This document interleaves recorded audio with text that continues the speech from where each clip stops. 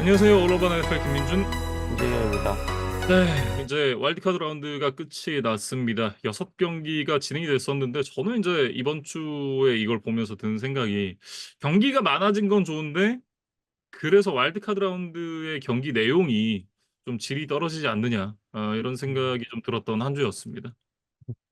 그러니까 최근 몇 년 전부터 이제 양 컨퍼런스에 한 자리씩 늘었죠. 예, 그러면서 이제 7번 시드까지 이 플레이오프 무대에 오고 있는데, 그러면서 이제 와일드카드 라운드가 4 경기에서 6 경기로 늘었어요. 근데 글쎄요. 뭐 그렇다고 하기에는 또 하위 시드들의 업셋도 있었기 때문에, 예, 저는 좀 재밌게 봤던 그런 한 주간이었던 것 같습니다. 네. 뭐 어쨌든 이 와일드카드 라운드에서 펼쳐졌던 경기들 이제 저희가 좀 차근차근 살펴보도록 할 텐데 가장 먼저 살펴볼 경기는 첫 번째로 펼쳐졌던 클리블랜드 브라운스와 휴스턴 텍산스의 경기였습니다. 이 경기에서 이제 텍산스가 45대 14로 승리를 가져갔습니다. 음.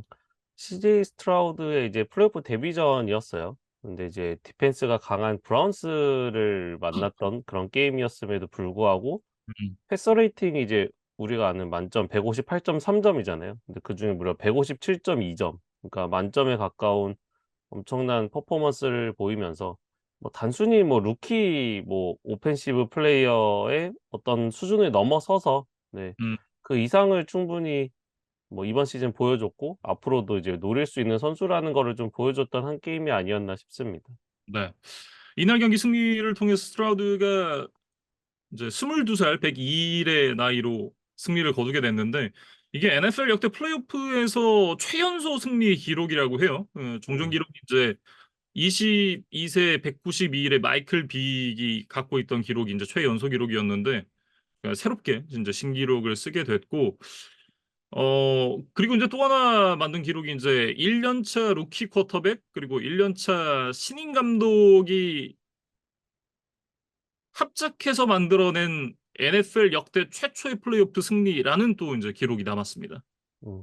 그러니까 그 앞선 스트라우드의 이제 최연소 기록은 이제 쿼터백에 한정해서 이제 그 기록을 말씀드린 거고, 그러니까 말씀해 주신 대로 신인 쿼터백 그리고 신인 감독의 조합이 어떤 플레이오프에 나서는 것 자체도 어려운 일이지만 승리를 음. 거두는 건 더 이제 어려운 일이죠. 누가 봐도 이제 그런 상황인데, 그거를 이 스트라우드와 드미코 라이언스가 이제 해냈다는 것만으로도, 예, 좀 역사적인 의의가 있었던 그런 게임이었다고 생각이 들고, 음. 이 드미코 라이언스 감독의 이제 코멘트를 좀 인용을 해 보면 이 스트라우드는 정말 특별한 선수이며 그것이 설령 엄청난 이제 압 압박을 주는 이제 빅게임이라 하더라도 뭐 그런 거에 전혀 흔들리지 않고 언제나 빛날 수 있는 선수다. 그리고 음. 텍산스 이제 선수단 전체, 팀 전체가 스트라우드에게 전적으로 의지를 하고 있다라는 말로 이제 신뢰를 드러냈고, 스트라우드가 이날 이제 턴오버 없이 274 야드 3 개의 터치다운 패스를 기록하고 4 쿼터 초반에 이제 벤치로 들어가서 휴식을 취했어요.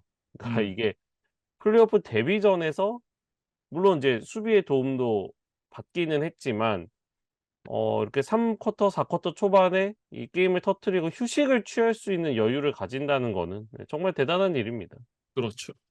그러니까 그런 부분이 역시나 인제 스트라우드가 향후에 어떤 쿼터백으로 또 더 성장을 하는 모습을 보여줄 수 있을 것인가 이런 부분을 좀 기대하게 만드는 것 같고 이게 공격도 공격이었지만 수비 얘기를 안 할 수는 없을 것 같아요. 뭐 이 스티븐 넬슨의 픽식스 그리고 인제 크리스티안 해리스의 픽식스 그리고 인제 해리스가 다시 한번 인제 이 포스 다운에서 이제 턴오버 온 다운스를 만들어내는 또 세이글 기록을 했거든요. 그러니까 사실 '거기서 게임이 끝났다.'라고 좀 봐야 될 것 같아요. 음. 그러니까 그 후반 시작하면서 나온 뭐 2 번의 턴오버, 그다음에 이제 또 1 번의 포스 다운 수비에 이은 또 터치다운까지 연결이 되면서 리드가 순식간에 31 점으로 이제 늘어났거든요. 음. 네, 그러면서 뭐 브라운스가 이제 후반에는 어떤 추격의 의지를 이제 완전히 상실한 채로 이제 게임이 끝나고 말았는데, 크리스티안 해리스의 이제 픽식스와 관련해서는 또 재미있는 이제 영상이 있더라고요. 그 아마 유튜브에 찾아보시면 다 나오는데, 이 드미코 라이언스 감독이 이 수비에 나서기 전에 크리스티안 해리스를 붙잡고 이제 뭐 1대1 속성 과외를 해 주는 그런 그 마이크드 업 영상이 공개가 됐어요. 근데 음. 그래서 해리스가 이제 감독의 지시대로 스냅이 시작한 이후에도 크게 움직임을 가져가지 않고 이제 쿼터백 쪽으로 주시를 하다가 이제 패스가 던져졌을 때 리시버의 앞을 잘라 들어가서 픽식스를 만드는 그 장면이 그래서 어 이 드미코 라이언스의 어떤 지도력 그다음에 어떤 상대의 공격 전술을 읽는 능력 이런 것들이 또 많은 화제가 되고 있습니다. 음. 어쨌든 이 텍산스가 이 경기를 승리로 가져가면서 디비저널 라운드 진출에 성공을 했고 2002년 창단 이후에 이제 디비저널 라운드에 진출한 게 총 4번이었습니다. 근데 이 디비저널 라운드를 넘어서서 챔피언십까지 올라간 적은 단 한 번도 없었어요. 그렇기 음. 때문에 이제 다음 경기에서의 이제 승리를 휴스턴 팬들이 상당히 좀 기대를 하고 있지 않을까 이런 생각을 좀 해 봅니다. 그러니까 프랜차이즈의 새로운 역사를 또 쓸 수 있는 기회를 이 스트라우드와 드미코 라이언스 감독이 잡았다. 이렇게 좀 보시면 될 것 같고 브라운스는 사실 1968년 볼티모어 콜츠에게 그러니까 지금 볼티모어가 레이번스고 콜츠가 인디애나폴리스지만 이제 음. 과거에는 볼티모어 콜츠라는 팀이 있었어요. 그러니까 정말 옛날 일이죠. 예 근데 그 팀에게 0대 34 패배를 당한 이후에 플레이오프에서 가장 큰 점수 차로 이제 패하면서 탈락을 하고 말았습니다. 그래서 일단 브라운스의 뭐 강점은 역시나 이제 드셔너슨이 없는 상황에서는 이제 수비 쪽이라고 얘기를 해야 될 것 같은데 그 수비가 먼저 좀 제대로 작동을 하질 않으면서 전반에 이제 리드를 내줬고 그것이 결국에는 후반에 좀 조 플라코의 조급함을 유발한 것이 아닌가. 예 그러면서 앞서 말씀드린 턴오버들이 연달아 나오면서 이제 도저히 돌이킬 수 없는 상황이 됐던 것 같습니다. 네. 이게 뭐 조 플라코가 물론 이제 경험 많은 베테랑이기도 하고 인제 슈퍼볼 우승까지도 해본 쿼터백이긴 합니다만 뭐 마지막 플레이오프도 벌써 한 10년 가까이 됐죠? 이제 9년 음. 전인 걸로 알고 있는데 사실은 굉장히 오랜만에 플레이오프 출장이었기 때문에 그런 부분들이 사실은 그 '플러스 요소로 이어지지는 않았던 것 같다.'라는 생각이 들고 그 정규 시즌에도 이제 아주 안정적인 느낌은 또 아니긴 했었거든요. 물론 인제 음. 폭발적이고 좋은 모습을 보여주면서 인제 팀을 승리로 이끌었던 것도 맞습니다만 턴오버가 꾸준하게 또 있었기 때문에 이렇게 어 '놀라운 결과는 아니었다.'라는 생각이 좀 들고 그리고 인제 아마리 쿠퍼도 이날 경기에 출장을 하긴 했습니다만 역시나 이제 그 발 뒤꿈치 부상에서는 그렇게 인제 회복을 한 모습은 아니었다. 그러니까 그래서 인제 좀 잠잠한 하루를 보냈었던 쿠퍼였는데 그 부분도 인제 경기 결과에 큰 영향을 끼친 것으로 보입니다. 사실 저희가 프리뷰에서 얘기했듯이 이제 텍산스와의 정규리그 경기에서 아마리 쿠퍼가 200 야드 이상을 잡아내는 뭐 엄청난 활약으로 뭐 당시 큰 점수차 승리를 거뒀었다. 이렇게 좀 말씀을 드렸었던 바 있었는데 쿠퍼의 몸 상태가 그렇게 좋아 보이지는 않았어요. 그러니까 뭐 음. 캐치를 한 이후에도 뭔가 어딘가 좀 불편해 보이고 다시 뭐 사이드라인으로 들어간다든가 그런 장면들이 계속해서 나오다 보니까 뭐 플라코도 이제 아마리 쿠퍼를 100%좀 활용하기는 좀 어려웠던 그런 게임이었던 것 같습니다. 그리고 네. 브라운스의 이제 시즌이 종료가 됐는데 일단 오펜시브 코디네이터 알렉스 반펠트를 경질을 했어요. 근데 글쎄요. 뭐 내부적으로 어떤 평가와 문제가 있었는지는 저희가 다 알기는 어렵지만 뭐 드셔너슨이 뭐 제대로 한 시즌 치르지 못한 상태에서 그래도 팀을 여기까지 끌고 왔다는 거는 글쎄요. 뭐 공격 코치에게 그렇게 크게 책임을 묻기는 저는 어려운 결과라고 보여지거든요. 근데 이제 음. 뭔가 저희가 모르는 뭐 다른 사정이 있지 않을까 싶고 일단 뭐 플라코가 좋은 모습을 보여준 것과는 별개로 다음 시즌에는 이제 다시 드셔 놨은 체제로 돌아가는 게 이제 브라운스의 플랜 A겠죠. 그래서 왓슨이 건강한 몸과 마음을 얼마나 가지고 나올 수 있는지를 좀 지켜보겠습니다. 네. 이제 다음 경기로 넘어가 보겠습니다. 돌핀스와 칩스의 경기인데요. 이 경기에서 이제 26대 7로 칩스가 승리를 가져갔습니다. 화씨로 -4 도, 섭씨로 -20 도에서 펼쳐졌던 그런 경기였는데 이게 체감 온도가 -33 도에 가까운 그런 엄청난 추위에서 펼쳐졌던 경기였거든요. 이게 NFL 역사상으로도 네 번째로 추운 경기였다고 해요. 네, 역대 가장 추웠던 경기 리스트가 이제 중계 중에도 나왔었는데 가장 추웠던 경기가 이제 아이스볼로 잘 알려져 있는 카우보이스와 패커스의 67년 NFC 챔피언십 게임이었습니다. 이 경기가 -25도에서 펼쳐졌고 그다음으로 추웠던 경기가 81년 AFC 챔피언십 이제 프리저볼로 잘 알려져 있는 차저스와 벤갈스의 경기였는데 그 경기가 -22도였고요. 2015년에 인제 NFC 와일드카드 라운드 경기였던 시옥스와 바이킹스의 경기가 -21도였거든요. 이 경기들에 이어서 이제 네 번째로 추운 경기였는데 이게 선수들이 인제 숨을 쉴 때마다 거의 뭐 드래곤이 브레스 뽑는 것처럼 이 음. 하얀색 입김이 선명하게 인제 계속해서 나오는 그런 모습을 볼 수 있었고 앤디 리드 감독의 인제 그 수염에 고드름이 맺히는 그런 인제 그 고드름이 자라는 모습을 볼 수 있었거든요. 그만큼 굉장히 좀 날씨가 큰 팩터였던 그런 경기였다. 저희가 인제 예측을 할 때도 그런 말씀을 드렸습니다만 결국 뚜껑을 열어 보니까 '날씨가 가장 큰 변수였던 것 같다.'라는 생각이 들어요. 음. 그러니까 보통 이제 날씨가 추운 데서 이런 야외 스포츠 경기가 열리면 선수들의 입김이 뭐 종종 보이기는 하죠. 근데 저는 이렇게 크고 선명하게 보이는 거는 또 개인적으로 라이브로 봤을 때는 또 처음이었던 것 같아요. 예 그래서 그만큼 물론 뭐 저희는 TV를 통해서 봤지만 뭐 경기를 뛰었던 선수단 그다음에 뭔가 방송을 만들었던 뭐 관계자들 그다음에 이제 경기를 직접 눈으로 본 이제 직관하는 팬들까지도 정말 모두 뭐 승패와 상관없이 수고했다는 얘기를 좀 해 주고 싶은 그런 정도의 추위였습니다. 네. 뭐 이래저래 찾아보다가 보니까 뭐 맥주를 마시려고 사서 갔는데 맥주캔 터지고 뭐 이런 것도 있더라고요. 음. 그만큼 이제 추운 날씨였고 많은 선수들이 인제 그 스쿠버 다이빙 수트를 입고도 경기를 치르는 그런 모습을 볼 수 있었었는데 이 쿼터 초반쯤이었을 거예요 아마. 인제 마이애미와 비교해 주는 또 영상이 나왔었는데 그때 당시에 마이애미 온도가 20 도였다 그래요. 음.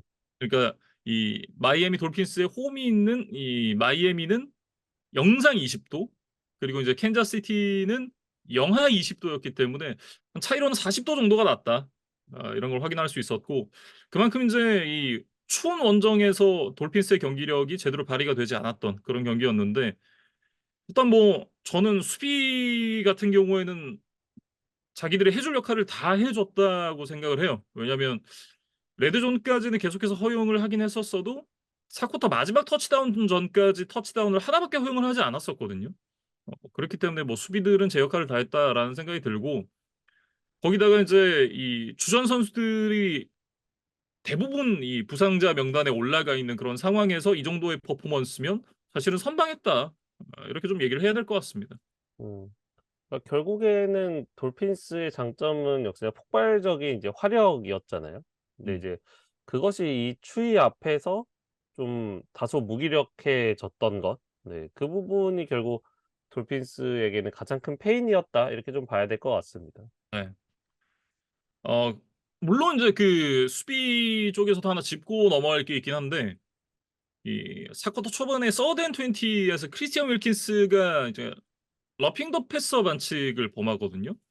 요 부분은 사실 한번 짚어야 되지 않나. 사실 인제 팀이 모멘텀을 갖고 와야 되는 상황에서 이제 공격권을 넘겨받을 수 있는 그런 상황인데 그 찬물을 끼얹는 멍청한 반칙을 해서 아예 그 모멘텀을 다시 돌려받을 수 있는 그런 기회 자체를 잃어버렸다. 이게 이 드라이브가 결국 또 칩스의 터치다운으로 연결이 됐거든요. 이게 인제 뭐 '관짝에 뚜껑을 막는 그런 플레이였다. 그런 반칙이었다.' 이렇게 좀 얘기를 해야 될 것 같고 공격 쪽에서도 이날 인제 이 토탈 넷 야드가 264 야드에 불과했을 정도로 공격이 원활하지가 않았습니다. 라인 모스터트가 33 러싱 야드, 데본 A 체인이 9 야드에 그쳤거든요. 이날 뭐 "팀 러싱이 제대로 되지 않았다."라고 얘기를 해야 될 것 같고 투아 역시도 이제 패스 성공률이 50%를 겨우 넘었으니까 그리고 인제 패싱 야드가 200 야드가 채 안 됐습니다. 199 야드인가 그랬으니까 인제 뭐 "러싱도 패싱도 원활하지 않았다." 이렇게 얘기를 해야겠죠.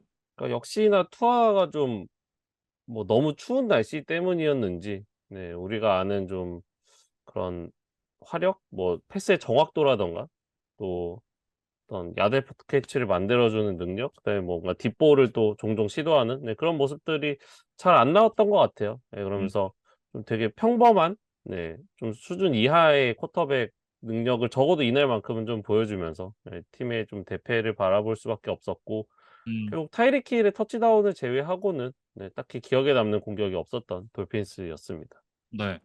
올 시즌 뭐 돌핀스의 모습이 계속해서 강약약강이다 이런 얘기를 좀 했었던 것 같은데 결국 인제 어 한 시즌을 돌아봤을 때 올 시즌 돌핀스는 NFL 그리고 인제 AFC의 그 컵 스완슨이었다. 예 이제 수문장 역할을 하는 그런 팀이었다라고 좀 평가를 해야 될 것 같고 칩스 얘기로 좀 넘어가 보면 인제 이날 인제 패트릭 맘스와 레시 라이스가 굉장히 좋은 호흡을 보여줬습니다. 이날 인제 8번의 패스로 130 야드의 터치다운 하나를 인제 두 선수가 합작을 했고 자반 테일러가 반칙을 하면서 취소됐던 터치다운도 하나 있었으니까 사실은 인제 터치다운이 2개가 기록될 뻔했었던 거죠. 음. 그리고 뭐 아이지아 파체코도 이제 89 야드의 러싱 터치다운 하나를 기록하면서 네 뭐 팀의 공격을 함께 또 짊어졌습니다. 그래서 칩스의 사실 뭐 오라인에 대해서 예를 들면 이제 자완 테일러라든가 이런 선수들에 대해서 좀 저희가 비판을 했던 기억도 있는데 적어도 이날만큼은 굉장히 좋은 모습을 보여줬던 것 같아요. 그러니까 뭐 음. 기록적으로도 이제 색을 허용하지 않았고 뭐 포켓이 무너지는 상황도 거의 나오지를 않으면서 마홈스가 좀 편안하게 경기를 펼칠 수 있는 환경을 잘 만들어 줬습니다. 음. 확실히 이제 돌핀스의 엣지 러셔들이 줄부상을 당하면서 인제 이 태클 쪽이 무너지지 않았던 게 좀 '마홈스가 편안하게 경기를 끌어갈 수 있는 요소가 되지 않았나.'라는 생각이 들고 이날 인제 그 수비 역시도 이제 돌핀스의 공격진을 상대로 7실점밖에 허용하지 않았습니다. 뭐 역시나 이제 시즌 내내 보여줬던 이 스코링 디펜스 쪽에서의 강점이 이날 경기에서도 발휘가 되는 그런 모습이었고 특히 인제 그 엣지 러셔 조지 칼라프티스가 이날 1.5개 세개 3개 쿼터백 히트를 기록을 하면서 투아를 굉장히 좀 많이 괴롭히는 모습이었거든요. 거기다 인제 마이크 에드워즈도 인터셉션을 만들어내면서 팀의 승리에 기여했던 그런 하루였습니다. 음. 그러니까 칩스가 사실 시즌 후반에 이제 극도로 흔들리면서 어 디펜딩 챔피언의 위용과는 쪼끔 거리가 먼 모습을 자주 보여줬었어요. 근데 음. 그래도 이런 뭐 큰 경기에서의 경험이라든가 뭐 추위 뭐 그런 부분들에 대한 적응력 이런 것들이 훨씬 마이애미보다는 뛰어났기 때문에 뭐 이 경기에서는 '큰 어려움 없이 좀 통과를 할 수 있었다.' 그렇게 생각이 됩니다. 네. 그리고 인제 저는 이게 '날씨의 영향도 있지 않을까?' 싶은 생각이 좀 들기는 한데 이날 경기 중에 패트릭 마홈스의 헬멧이 깨지는 장면이 있었어요. 그 음. 디션 엘리엇의 태클을 받으면서 인제 헬멧 앞쪽이 깨지는 그런 모습이 있었는데 경기 중에 헬멧이 깨지는 건 좀 처음 봤던 것 같아요. 음. 그러니까 뭐 헬멧도 이 추위를 받아서 이제 잔뜩 얼어 있다가 예 음. 뭔가 이제 외부적인 충격을 받았을 때 그것을 이제 흡수하지 못하고 그냥 이제 깨져 버리는 그런 현상이 나타났던 것 같습니다. 그래서 음. 사실 겨울철에도 이제 차량 뭐 접촉 사고 같은 게 나면 차가 더 크게 파손되는 경우들이 있거든요. 그러니까 아마 그런 것과 좀 비슷한 원리가 아니었을까 싶고 뭐 사실 헬멧은 이제 이 풋볼 선수들에게 어떻게 보면 필수적인 안전 장비이기 때문에 네 만약에 이런 문제가 생겼을 때는 항상 그 교체할 시간을 이제 꼭 이제 제공을 한다. 예 요런 것들도 아마 팬분들이 좀 보실 수 있는 기회였던 것 같습니다. 네. 그리고 인제 그 테일러 스위프트 얘기를 저희가 이제 저는 사실 가능하면 안 하려 그랬는데 이날 인제 그 트래비스 켈시의 번호가 마킹이 되어 있는 이 자켓을 입고 왔어요. 근데 음. '이게 뭐가 특별할 게 뭐 있냐.'라고 인제 했는데 알고 보니 이걸 이제 카일 유스책의 아내 크리스틴 유스책이 직접 만들었다 그래요. 음. 그 만드는 장면이 인제 인터넷에도 영상이 막 올라오고 그 영상들마다 또 카일 유스책이 가서 인제 댓글 달고 이런 모습을 좀 확인을 할 수가 있었는데 또 이제 평소에는 이렇게 이 스포츠 스타들 같은 경우에는 아내가 서포트를 해 주는 경우가 많잖아요. 네. 또 카일 유스책이 이 아내의 활동을 또 이제 응원하고 그렇게 인제 또 댓글까지 달아주는 스윗한 그런 모습들을 보면서 '아 참 보기가 좋다.' 이런 생각을 했습니다. 음. 그리고 이제 다음 경기로 좀 넘어가 볼 텐데 이제 그린베이와 댈러스의 NFC 와일드카드 라운드였는데 여기서 놀랍게도 그린베이가 48대 32의 승리를 거두면서 네 디비저널 라운드에 진출을 성공을 했습니다. 네. 조던 러브와 그린베이 패커스가 정말 이번 와일드카드 라운드 최고의 업셋을 만들어냈다. 이렇게 좀 말씀을 드려야 될 것 같습니다. 사실 저희가 인제 이 프리뷰를 할 때만 하더라도 '댈러스에게 어렵지 않겠느냐.' 이런 톤으로 좀 말씀을 드렸던 게 기억이 나는데 이날 뭐 전반에만 픽6 포함해서 2 개의 인터셉션을 만들어내면서 인제 댈러스의 공격을 좀 무력화했었던 그린베이의 수비진이었고 이미 뭐 전반 종료 2분 전에 스코어가 27대 0 까지 벌어졌습니다. 이 부분에 대해서 어 인제 미리 준비를 하고 있었던 이 나이너스의 감독 카일 셔너한이 전반전까지 보다가 '우리는 그린베이만 준비하면 되겠다.' 이런 생각을 했다 그래요. 그러니까 아마 칼 세너 감독도 굉장히 좀 당황스러운 경기 내용이 아니었을까? 뭐 음. 내심 뭐 '컨퍼런스 챔피언십에서 댈러스를 만날 수도 있겠다.'라는 뭐 준비도 어느 정도 하고 있었을 수도 있는데 근데 그 계획이 좀 완전히 틀어지는 그런 이날 전반의 결과였던 것 같고 조던 러브도 이제 CJ 스트라우드처럼 거의 만점에 가까운 이 완벽한 패스 레이팅을 보여주면서 턴오버 없이 272 야드 3 개의 터치다운 패스를 던져냈습니다. 그러면서 음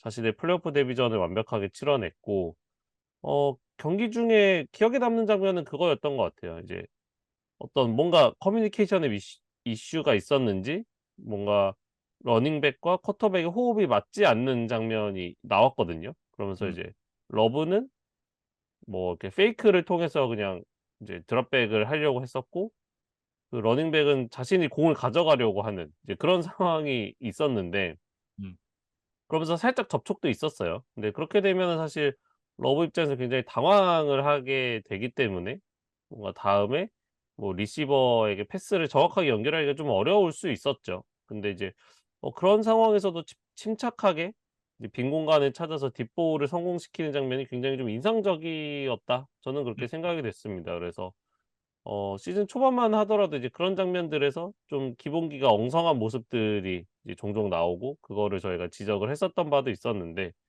한 음 시즌을 치르면서 자신이 얼마나 성장했는지를 좀 압축적으로 보여준 장면이었다. 네 그렇게 음. 생각이 됐어요.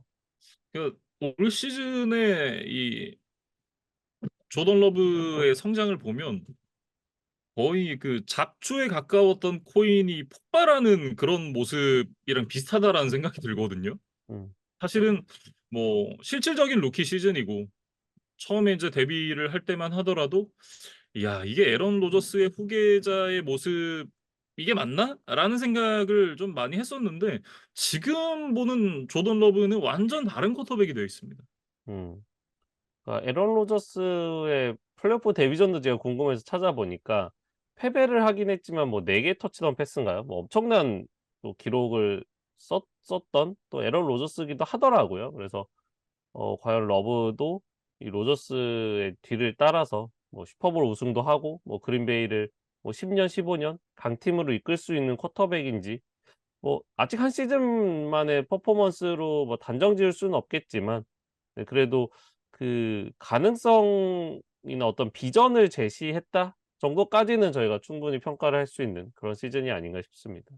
그리고 인제 "에런 존스가 댈러스 카우보이스를 상대로 항상 좋은 모습을 보여줘 왔다."라고 인제 저희가 프리뷰 때 말씀을 드렸었는데 이날도 21 번의 러싱 시도로 118 러싱 야드 3 개의 터치다운을 만들어내면서 그야말로 대폭발했습니다.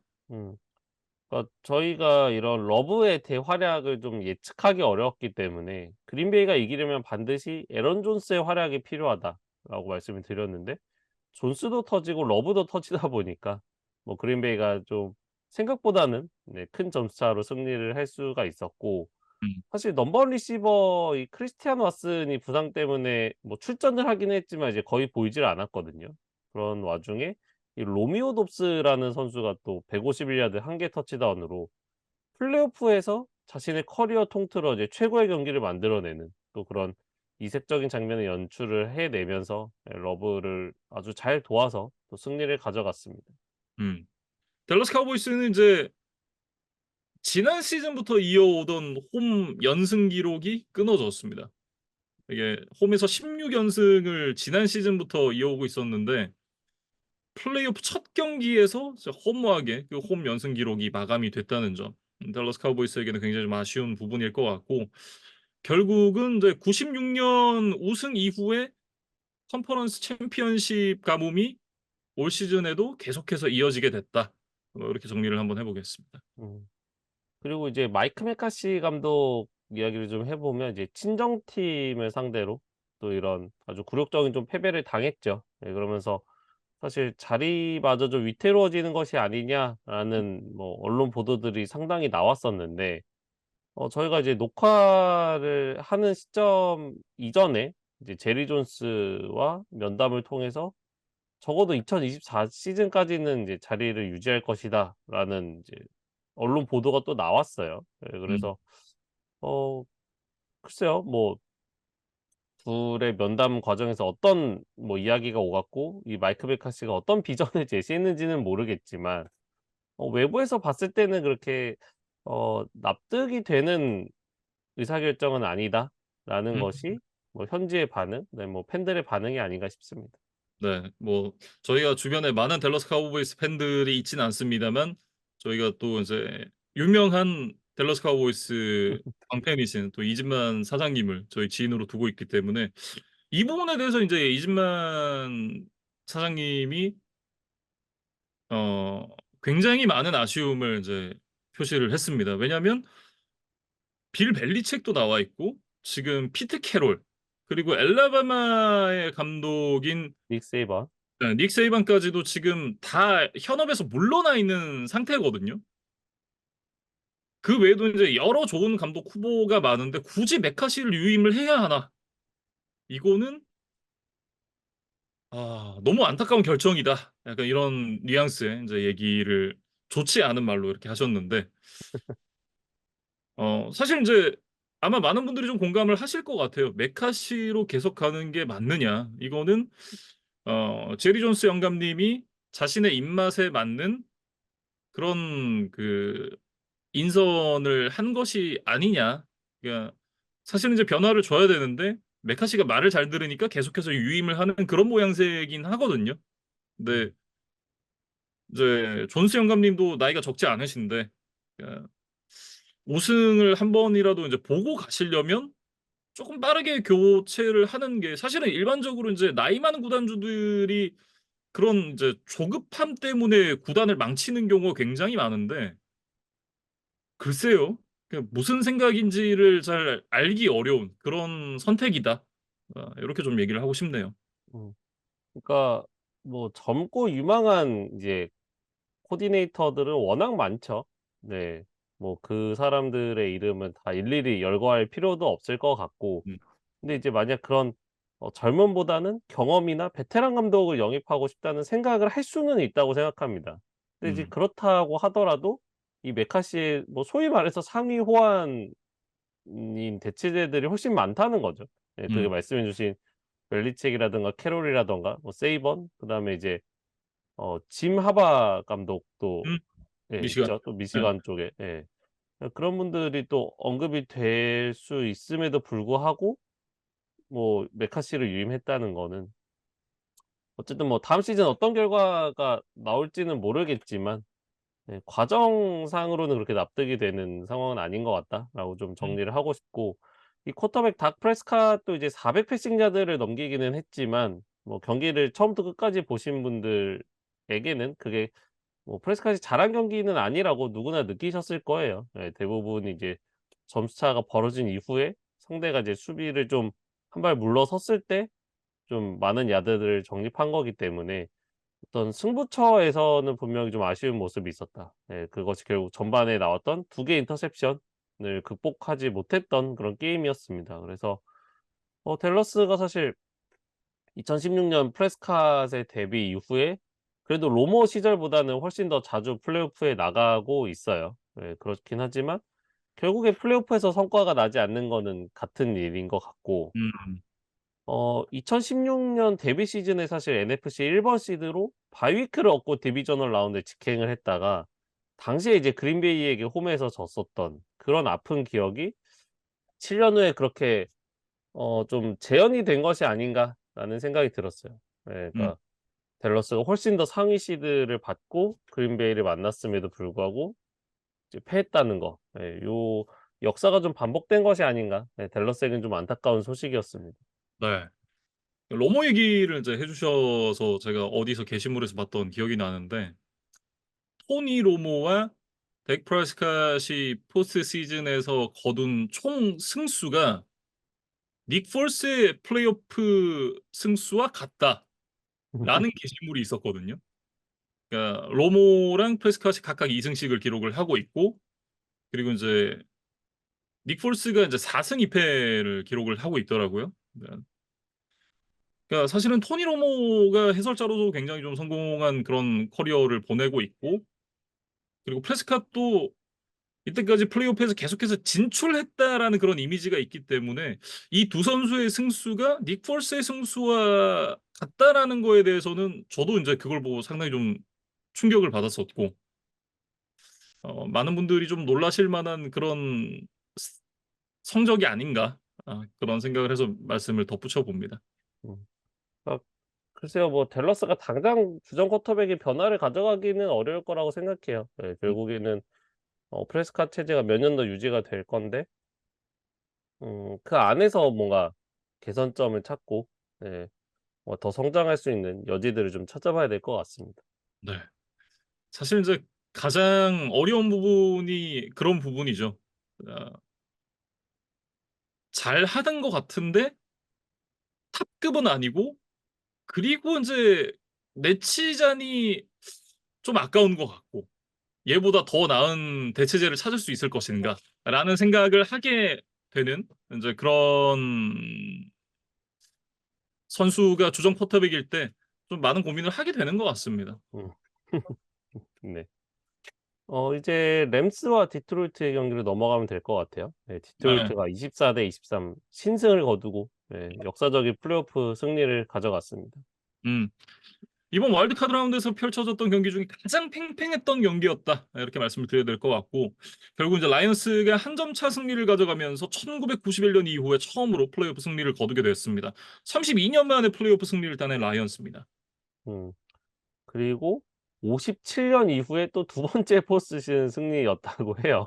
그러니까 거의 한 30년, 35년 주기로 지금 한 번씩 포스트 시즌 승리를 가져가고 있는데 뭐 이번 시즌 어디까지 갈지는 모르겠지만 라이언스가 어떤 지속 가능한 강팀이 될 수 있는지는 음. 또 앞으로의 과제가 될 것이다. 네. 또 30년이 걸려서는 안 되겠죠. 네. 뭐 어쨌든 이 정말 오랜만에 포스트 시즌 승리를 전임 쿼터백이었던 매튜 스태포드와 그의 팀을 상대로 해냈다는 게 라이언스로서는 굉장히 좀 의미 있는 일이 아닐까라는 생각이 좀 들고 경기 전에 이제 그 에미넴이 "한 번만 져줘라." 뭐 음. 이런 게시물을 또 올려 가지고 이게 많은 관심들을 모았었는데 이게 "너가 LA에서 우승할 때 그 내가 가서 노래도 해 주지 않았느냐. 너의 승리도 내가 응원했다. 그러니까 이번엔 네가 한번 져 줘라." 약간 인제 이런 식의 또 게시물을 올렸었었는데 뭐 어쨌든 인제 에미넴을 비롯해서 이 지역의 명사들 그리고 이제 메가트론도 이날 경기에 이 관전으로 온 모습을 또 볼 수 있었고 사실은 이제 가장 관심을 모았던 건 역시나 이제 스태포드였죠. 스태포드 더비였으니까. 그리고 이제 유니폼을 바꿔 입은 제러드 고프까지 이 두 명의 쿼터백이 어떤 모습을 보여줄 것인가가 상당히 좀 궁금한 포인트였는데 이날 이제 두 선수 모두 좋은 모습을 보여줬습니다. 제러드 고프가 무려 80%가 넘는 패스 성공률을 기록을 하면서 277 야드에 터치다운 하나를 기록을 했고 매튜 스태포드도 이날 이제 367 야드의 터치다운 2개를 기록하면서 자신의 몫을 다했습니다. 다만 이제 그 레드존에서의 생산력이 조금 차이가 있었는데 라이온스는 3번의 레드존 트립에서 모두 터치다운을 만들어 냈고 램스는 3번의 레드존 트립에서 단 한 번도 터치다운을 만들어내지 못했거든요. 그게 결정적으로 좀 승부를 가르는 요인이 아니었을까 이런 생각을 해 봅니다. 그러니까 축구로 치면 글쎄요. 레드존은 뭐 페널티 박스 안에서의 뭐 득점 성공률 정도라고 얘기를 해야 될까요? 음. 뭐 풋볼이나 축구나 꼭 뭐 레드존 혹은 페널티 박스 안에서만 뭐 슛을 하고 뭐 패스를 해야만 득점이 되는 거는 아닙니다. 예, 음. 물론 중거리 슛도 가능하고 어떤 딥볼 뭐 빅플레이를 통한 이제 득점도 가능하지만 그거는 그렇게 자주 나오기는 어렵죠. 네, 두 종목 모두. 그래서 더 가까운 곳에 갔을 때 어떤 최종적인 메이드를 해내는 능력, 이것이 이제 어떻게 보면 강팀의 요건 중에 또 하나다라고 또 말씀을 드릴 수 있을 것 같은데, 이날 경기는 라이언스가 그걸 좀 잘 해냈습니다. 음.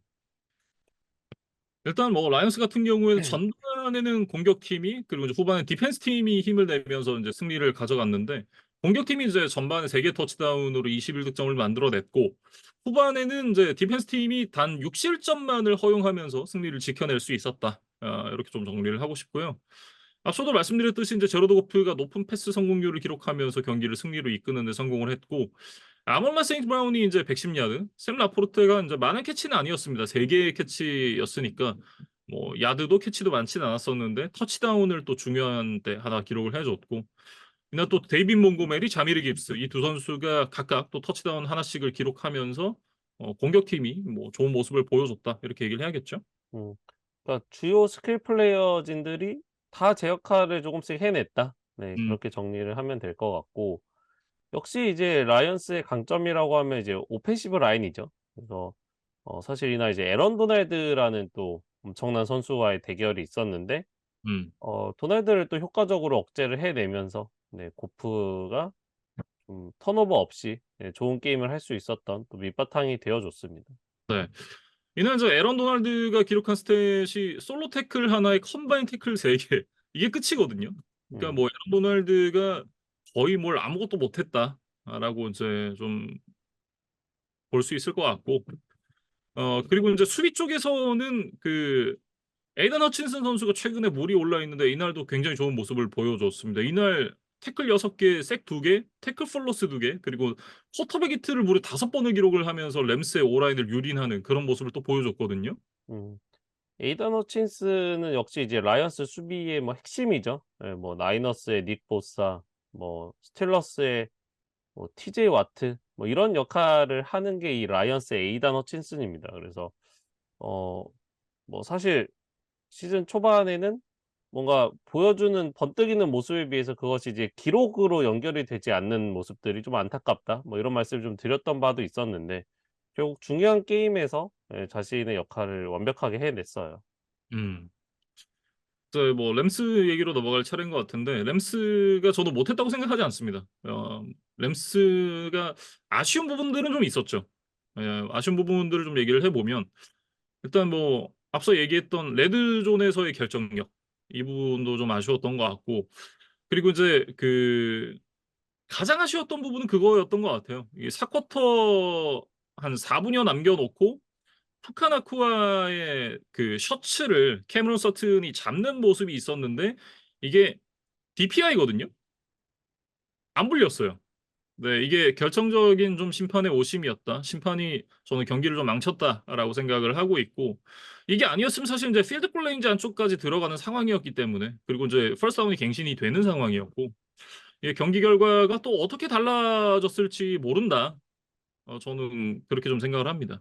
그리고 이제 주전 러닝백 카이렌 윌리엄스도 이제 승부처였던 4쿼터에 이제 골절을 당하면서 빠져나가는 그런 일이 있었거든요. 그래서 만약에 윌리엄스가 있었다면 그 마지막 공방전에서 조금 더 램스가 유리할 수도 있지 않았을까? 예, 뭐 그런 점들도 좀 두고두고 아쉬움이 남을 그럴 게임이었습니다. 네. 그리고 이날 또 푸카나쿠아가 대기록을 하나 세웠죠. 9번의 캐치 181야드를 기록을 하면서 플레이오프 루키 리시빙 야드 신기록을 세웠습니다. 이 선수가 이제 5라운드에서 뽑은 신인이잖아요. 참 대단한 일을 해냈다라고 얘기를 하고 싶고 네, 이런 걸 보면 그 드래프트 픽도 이제 하위 픽이 저희가 이제 뭐 사실 크게 의미를 두지 않는 픽이다 이렇게 얘기할 때가 많은데 뭐 브로퍼디도 마찬가지지만 하위 라운드 픽을 잘 쓰는 게 얼마나 또 중요한가 이런 거를 또 보여주는 사례가 아닌가라는 생각이 들고요. 이런 픽들을 뭐 키커라든지 뭐 펀터라든지 이런 데 쓰는 걸 보면 참 네, 말을 아끼겠습니다. 네. 그러니까 하위 라운드에서도 이런 게 이제 터지는 선수들이 분명 이제 나오기 때문에, 예, 음, 팀들이 더 이제 스카우트 팀이라든가 뭐 그런 데서 더 역량을 이제 투입을 하고 단장의 능력이 사실 이런 부분들에서 좀 나오는 게 아닌가 그런 생각이 듭니다. 네.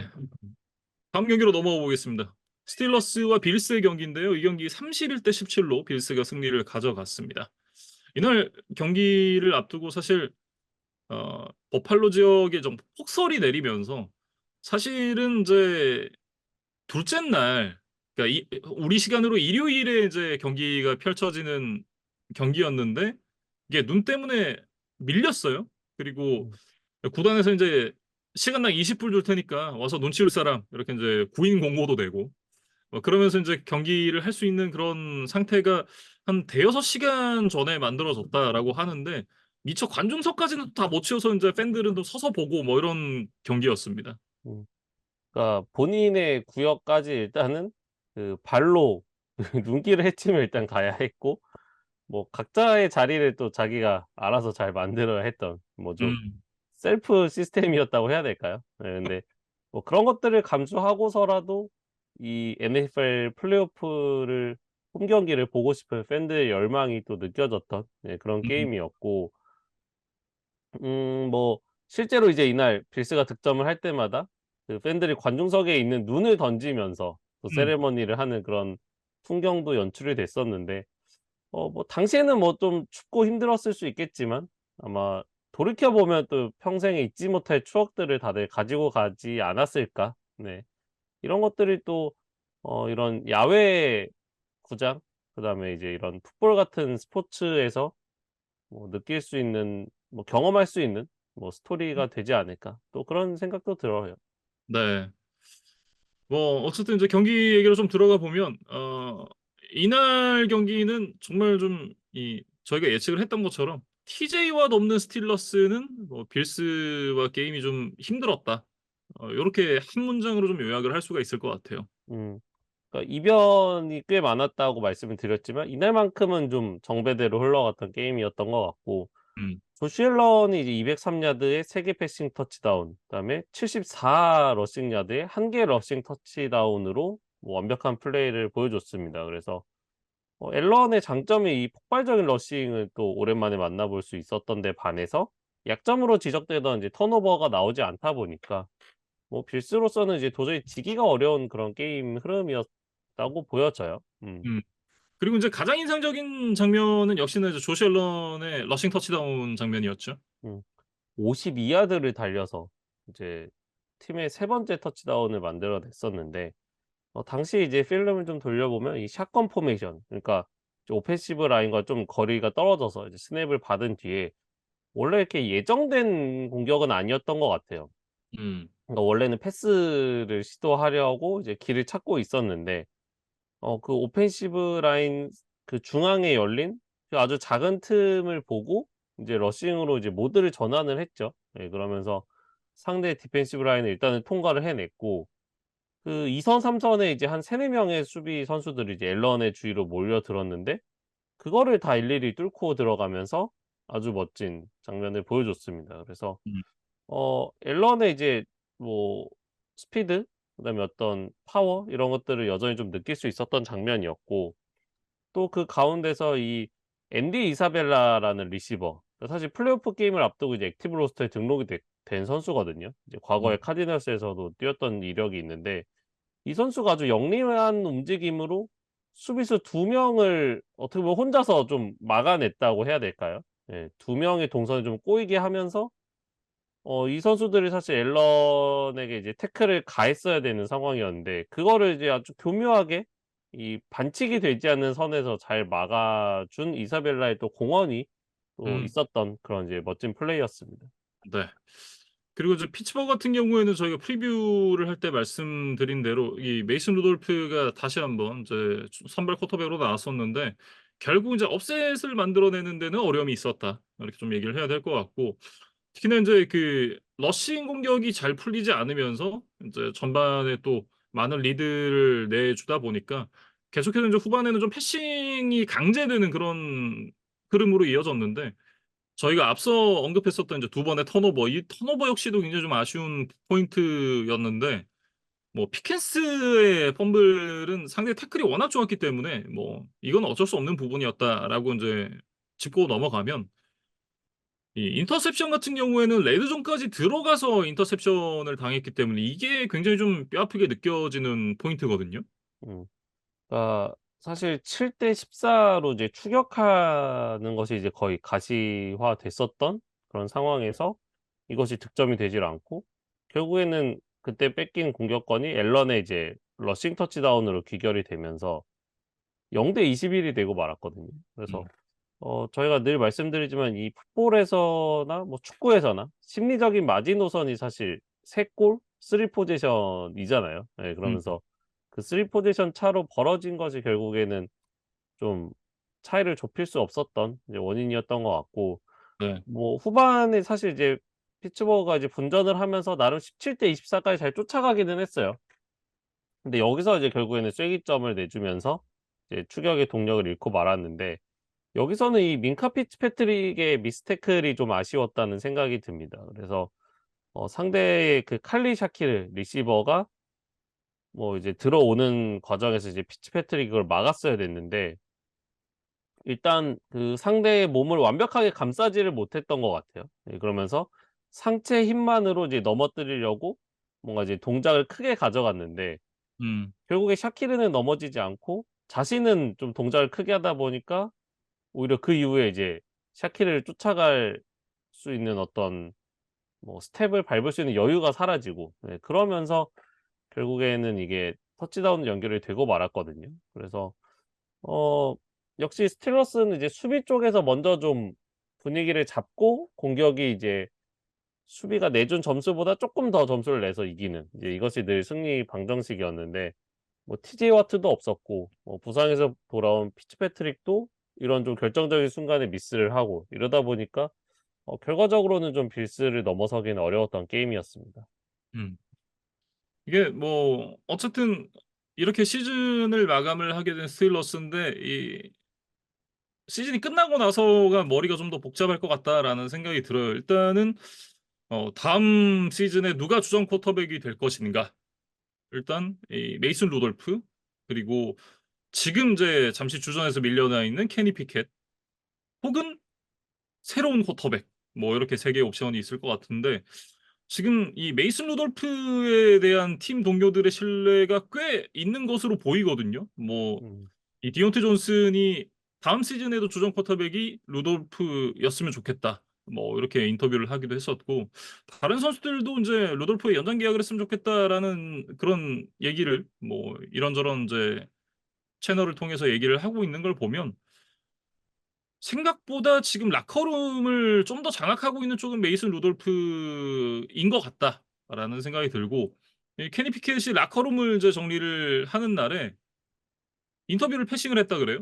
그러니까 이 부분은 인제 '지금 현재 상황에 대한 본인의 어떤 불만을 쪼끔 드러낸 부분이 아닌가.'라는 생각이 들고 과연 이 교통 정리가 어떻게 될 것인지를 한번 지켜보는 것도 이 스틸러스에게는 네 중요한 포인트지 않나 싶습니다. 음. 그러니까 저희가 생각한 것보다 정말 메이슨 루돌프가 팀 내에서 많은 지지를 받고 있는 것 같아서 좀 놀랐어요. 예, 그래서 뭐 말씀해 주신 아예 제3의 쿼터백을 데려오는 것도 방법이겠지만 일단 이제 피켓과 루돌프의 구도만 봤을 때는 '피켓이 다음 시즌도 그렇게 쉽지는 않겠다.' 예, 자신의 자리를 찾는 게 생각보다는 좀 뭐 '여러 가지 넘어야 할 산들이 있을 것 같다.' 예, 라는 생각이 드는 그런 이제 기사들이었습니다. 네. 이제 마지막 경기죠. 필라델피아 이글스와 템파베이 버커니어스의 경기입니다. 이 경기가 32대 9 이 벅스의 승리로 끝이 났는데 벅스가 정말 원사이드하게 경기를 승리로 가져갔습니다. 저희가 인제 "NFL을 나폴롱 리그다."라고 인제 종종 말씀을 드리는데 이게 이글스의 오펜스가 인제 확실하게 좀 '파괴가 됐다.'라는 거를 알려주는 그런 경기였던 것 같다라는 생각이 들고 일단 벅스부터 얘기를 해 보면 인제 어 브라운스에서 주전 자리를 뺏긴 이후에 팬서스로 갔다가 또 램스에서도 사실은 인제 이렇다 할 모습을 좀 보여주지 못하면서 예 '현역 생활을 주전으로 이어갈 수 있을까?'라는 의문이 있었던 이제 베이커 메이필드가 어렵게 또 기회를 잡은 그런 시즌이었는데 정말 말도 안 되는 부활을 올 시즌에 보여줬던 메이필드였잖아요. 그러면서 본인이 이제 커리어 하이 시즌도 만들어 냈고 그리고 그 모습을 포스트 시즌에서도 이어갔다. 이렇게 얘기를 할 수 있겠습니다. 음. 이날도 337 야드의 3개 터치다운으로 팀을 승리로 이끌었고 그 3 개의 터치다운 패스 모두 20 야드 이상을 날아가는, 그러니까 음. 소위 이제 우리가 빅 플레이로 이제 치는 이제 그런 플레이들을 통해서 이 득점을 만들어 냈다는 거. 이 부분은 정말 좀 놀라운 기록이었고, 네. 뭐 메이필드와 근데 이제 그 공을 잡아냈던 리시버들 이제 모두 잘했던 그런 플레이들이었죠. 음. 특히 인제 그 데이빗 무어가 어깨 흔들면서 이렇게 터치다운 만들어냈던 그 44 야드짜리 빅플레이와 함께 그 트레이 팔머가 인제 제임스 브래드베리의 태클을 벗겨내고 만들어냈었던 56 야드짜리 터치다운이 굉장히 중요한 포인트였다라고 얘기를 해야 될 것 같고, 이날 수비도 상당히 좋았어요. 예, 서드다운 컨버전을 단 한 번도 허용하지 않았고 포스트다운 컨버전도 2번 있었거든요. 이렇게 해서 인제 서드다운 컨버전 9번, 포스트다운 컨버전 2번 해서 총 11번의 이 시도를 모두 막아냈던 부분이 승리로 이어지는 원동력 중에 하나였다. 이렇게 얘기를 해야 될 것 같은데, 앤서니 넬슨이 제일런 허츠를 상대로 인제 세이프티를 만들어내는 장면이 이 경기의 백미가 아니었나, 저는 개인적으로 그렇게 좀 생각을 하고 있습니다. 음.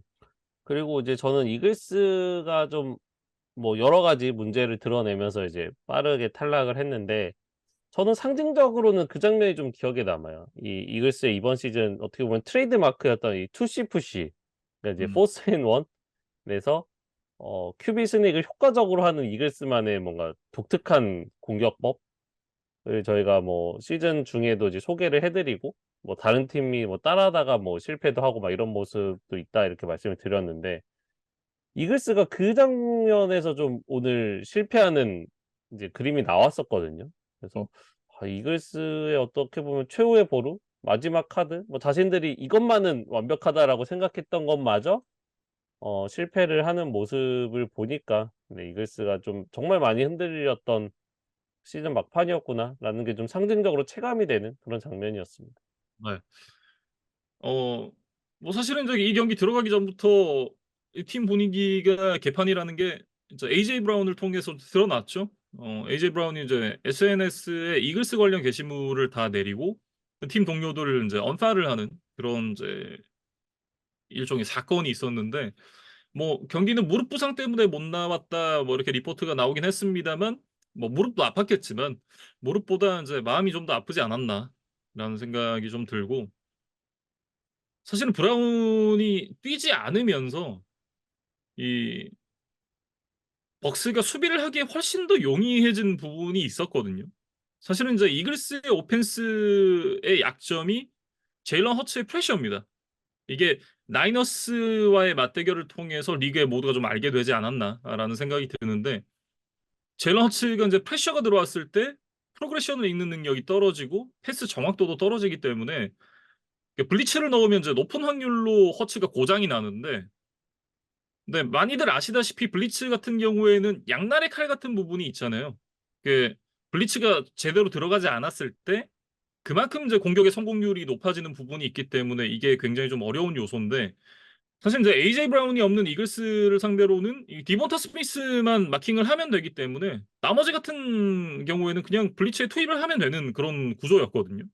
그렇기 때문에 이제 벅스의 수비진은 이날 정말 마음 놓고 블리츠를 계속해서 이어갈 수 있었고, 제일런 허츠가 계속해서 인제 고장이 나는 모습을 저희가 확인을 할 수 있었습니다. 말씀해 주셨던 대로 이날 투치 푸시 역시도 통하지 않는 모습을 보면서 저도 비슷한 생각을 했었는데, '이글스의 공격이 정말 '오늘 뭘 해도 안 되겠구나.' 싶은 그런 생각을 해 봤습니다. 음. 그러니까 댈러스가 패한 것과 이글스가 패한 건 저는 쪼끔 느낌은 다른 것 같아요. 예. 음. 이글스는 물론 이렇게까지 무기력할 거라고까지 생각은 못 했지만, 그래도 좀 잡힐 수도 있겠는데? 예, 워낙 분위기가 안 좋았다 보니까. 예, 어느 정도는 좀 예고된 탈락이지 않았나? 예, 음. 그런 생각이 들고, 사실 공격 얘기를 많이 했지만 수비 쪽에서도 결국에는 세컨더리에서 빅플레이를 계속해서 허용하면서 많은 실점을 했습니다. 그래서 특히 제임스 브래드버리의 미스 태클도 좀 아까 언급을 해 주셨고, 공수양면 어느 쪽에서나 이글스가 좀 우위를 가져가지 못하면서 좀 완패를 당했던 그런 게임이었어요. 그리고 인제 이 경기를 끝으로 트래비스 켈시의 형 제이슨 켈시가 은퇴를 선언을 했습니다. 13 년간의 선수 생활을 마치고 이제 유니폼을 벗게 됐는데, 트래비스 켈시랑 함께하는 이제 팟캐스트가 있잖아요. 근데 그 팟캐스트에서 이제 눈에 눈물이 고이는 걸 좀 보니까 마음이 좀 짠하다라는 생각을 좀 했었고, 그리고 이제 그 사실은 투시푸시가 싫었다라는 그런 얘기를 또 해서 화제가 되기도 했습니다. 이렇게 이제 뭐 지난 시즌 NFC를 제패를 했고, 예, 올해 그 이상 이제 슈퍼볼 우승에 재도전을 했었던 이글스의 시즌이 결국에는 좀 이렇게 끝이 좋지 않은 결말로, 예, 새드 엔딩으로 끝나고 말았고, 음. 벅스는 이제 디트로이트 원정을 가서 이 라이언스와 이 디비저널 라운드를 이제 펼칠 예정입니다. 이렇게 와일드카드 라운드에서 펼쳐졌던 6경기를 모두 리뷰를 해 봤습니다. 사실 어 좀 초반에 경기가 터지는 그런 경기들이 많았었기 때문에 디비전 라운드에서는 조금 타이트한 경기들이 많이 나왔으면 좋겠다라는 이제 멘트로 좀 정리를 해 보겠고요. 이어서 저희가 또 디비전al 라운드에서 펼쳐질 경기들 프리뷰도 준비를 해 봤습니다. 다음 영상에서 이어가 보겠습니다.